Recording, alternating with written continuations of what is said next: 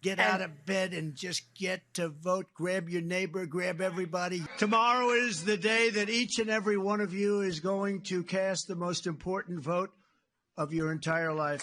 So let's get everybody out to vote. Let's show all of the media class and the political class that we've got a different plan in mind.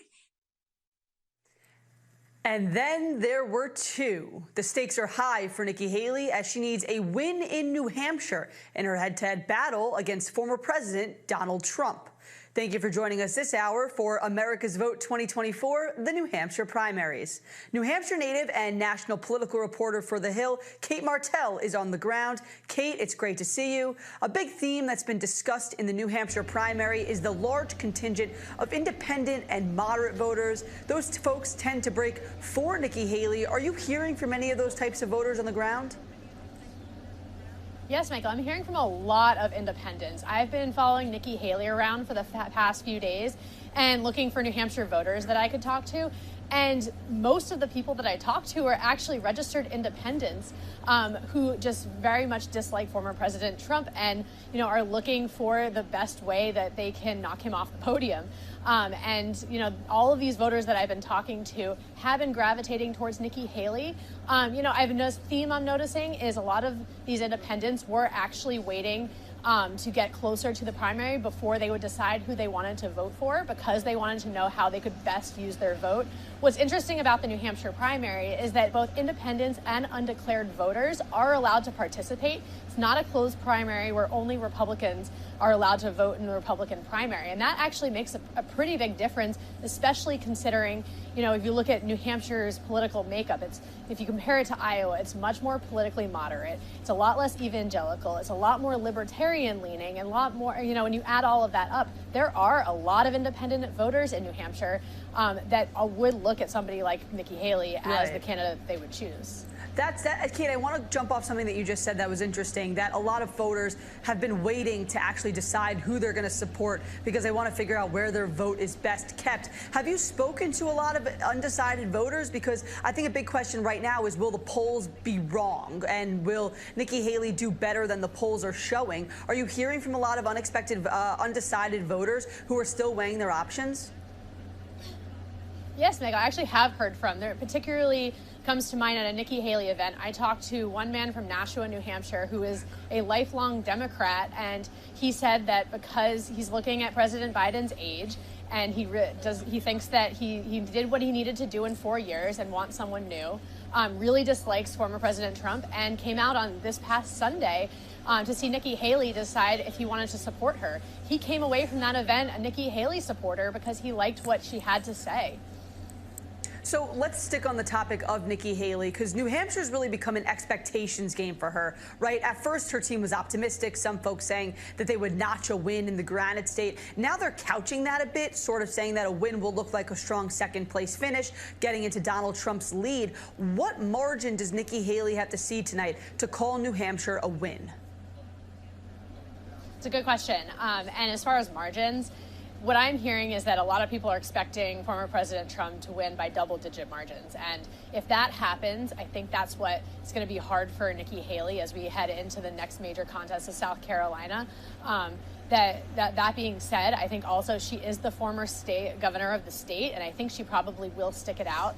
As far as the polling goes, nearly every poll has former President Trump leading by a pretty big margin. So it would be very unlikely for her to win the primary. And like you were saying, I think the campaign has kind of recalibrated what it means to win tonight in New Hampshire, that it might not necessarily be a first place win, but for her to come in a close second place, and I would argue if it's in single digits, she would probably consider that a win. And in heading into South Carolina, she's going to continue the momentum and continue to fuel her campaign as being the only Trump alternative. And, I think she's hoping that, former Florida Governor Ron DeSantis has only been out of the race for a few days. And now that it truly is a one-on-one campaign, that she's hoping she can kind of, find the momentum from that. And, as a lot more Republicans figure out they don't want to support Trump, she's the only natural person they can support. Right. Recalibrating, I think, is a good word to use for this situation. But, Kate, I was particularly excited to talk to you because you're a New Hampshire native. You've covered 5 of these primaries. Tell me, what's the energy like on the ground right now compared to the other contests that you've covered? Michael, the energy is unfortunately pretty low right now. Really? Enthusiasm is low. I'm at the DoubleTree Hotel in Manchester, and traditionally the lobby of this hotel has always been the major media hub.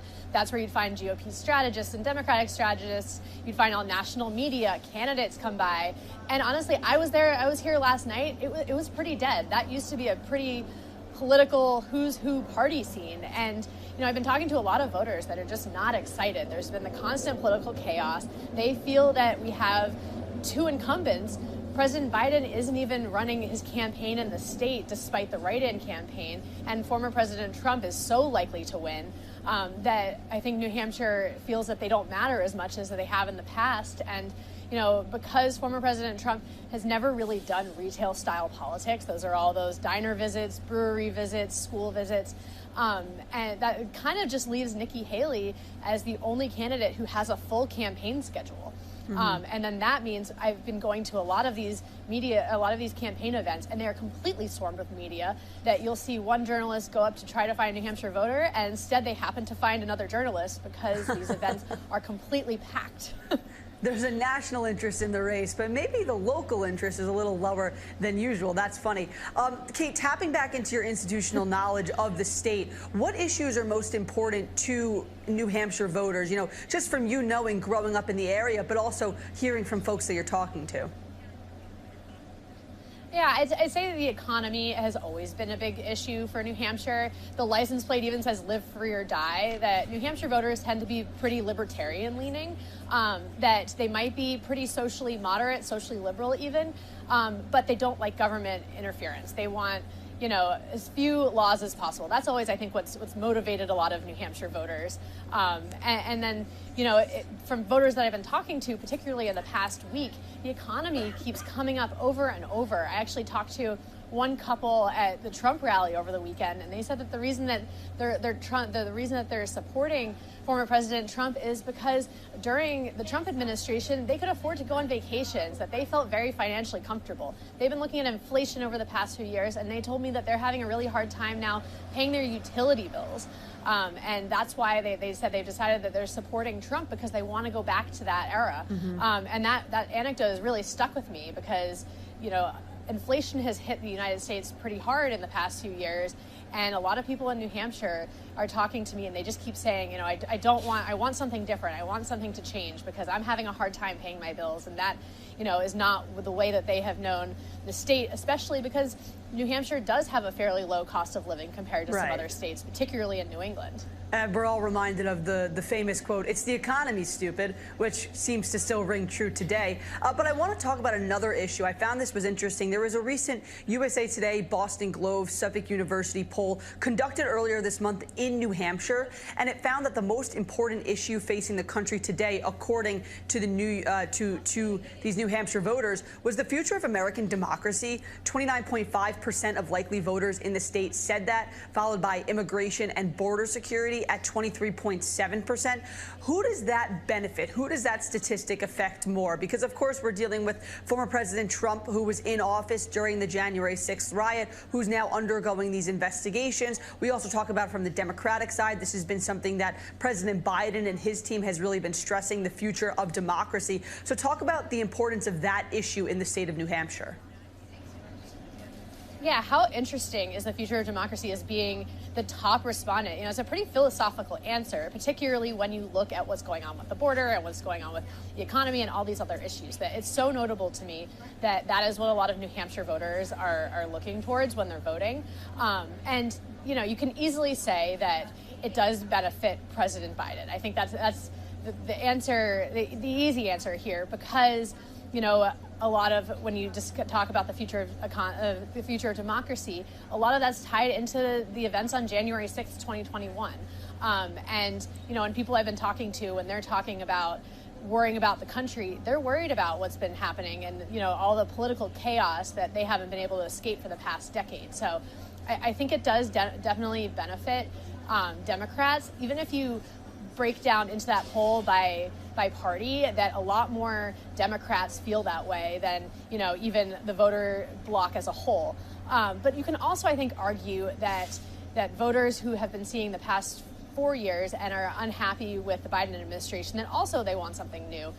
So I think the future democracy can tie in there. I think what's also really interesting, though, is the border security, that is the second most important issue to New Hampshire voters. New Hampshire is nowhere near the U.S.-Mexico border, and yet they're seeing what's happening on TV, and that's, I think, what's motivating most voters that I've been talking to up here have mentioned the border in some form.